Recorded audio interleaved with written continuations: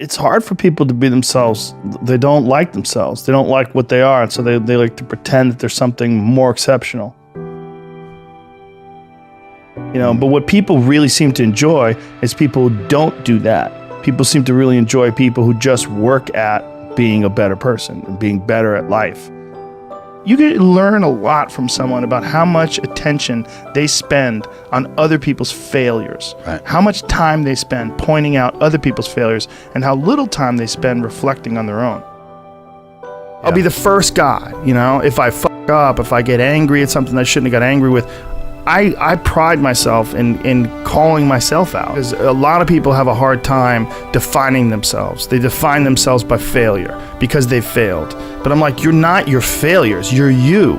Okay, your life is a series of lessons you've learned. Now, if you just dwell on the failures, like that's not healthy. It's not smart and it's not empowering. What you got to do is look at those failures and go, well, now you know what not to do. But you're not that. You're you. You could have done the stupidest fucking shit ever, but it's not you. That's not you. You're a different thing.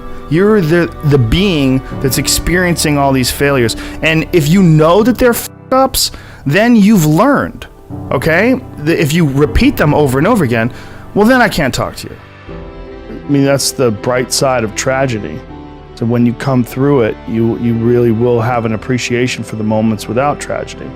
You don't really feel it unless unless life burns you. You don't really feel it.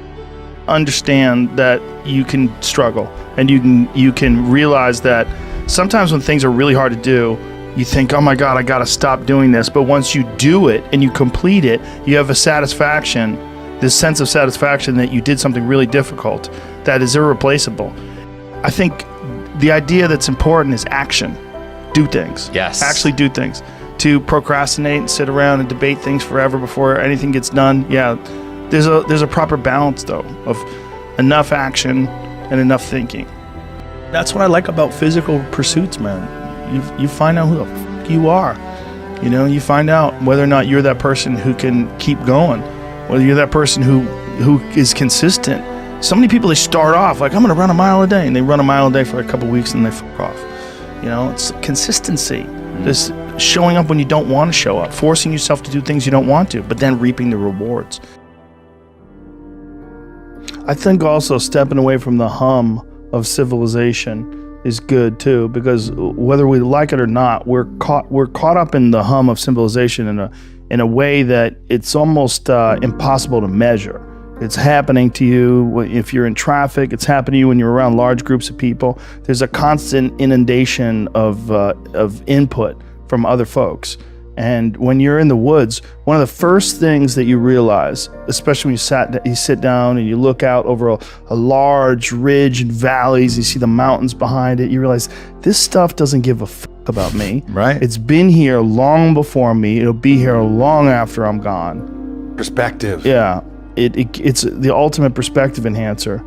And, it's just, you just look around, you just see these things that are out here hustling. Just birds looking for shit to eat, and animals looking to eat a bird, and, and then other birds flying around looking for animals that are, eating on the ground.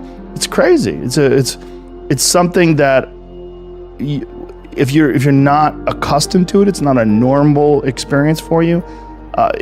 When you get out there and you soak it all in, and you are in the forest and you are in nature, it's very humbling, very humbling.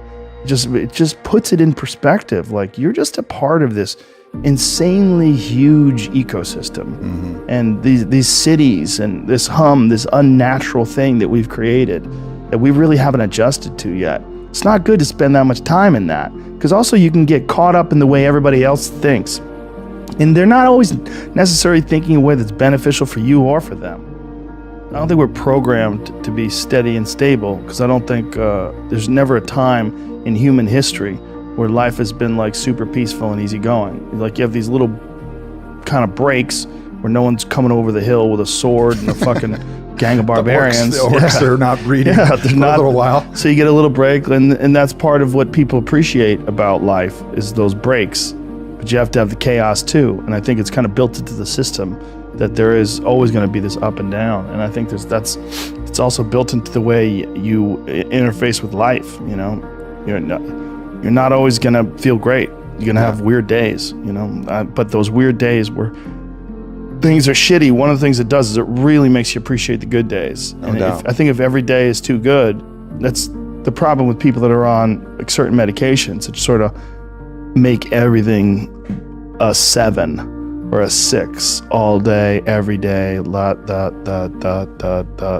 It's just gray and pale and boring. Yeah. And there's no ups and no downs. There's no nothing. It's just flat.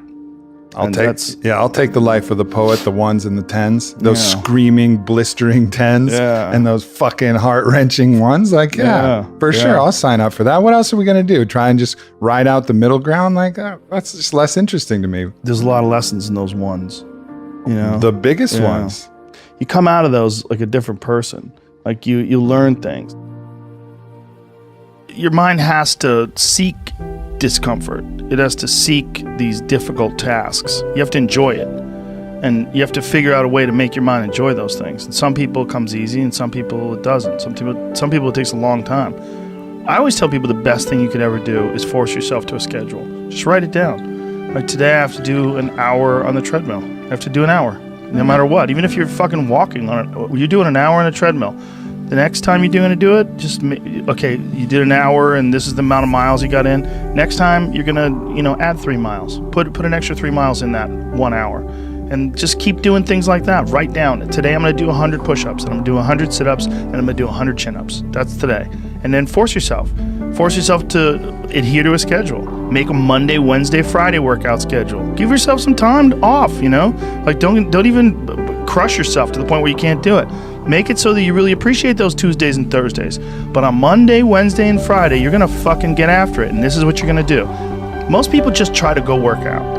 And you're kind of aimless, and you show up, and you pick up the jump rope, and you jump a little rope. Maybe you hit the heavy bag a little bit. Maybe you do some curls. But you don't really have an aim, That's why people like to hire trainers, because a trainer will tell you what to do. Well, you can tell yourself what to do. If you don't have money for a trainer, you don't even have to have fucking equipment. With bodyweight squats, sit-ups, chin-ups, push-ups, you can kick your fucking ass. You could give yourself a brutal full bodyweight workout. And you can find these for free on YouTube. There's a ton of them. There's a ton of these bodyweight workouts you could do. Just force yourself. Write it down. Monday, Wednesday, and Friday, I'm going to do 100 push-ups. I'm going to do 100 chin-ups. I'm going to do 100 sit-ups. Even if it takes me all fucking day. Even if I have to do 10 and 10 and 10 and keep going all day, just that's what you do. Do 10 push-ups, take a break for 20 minutes, do another 10.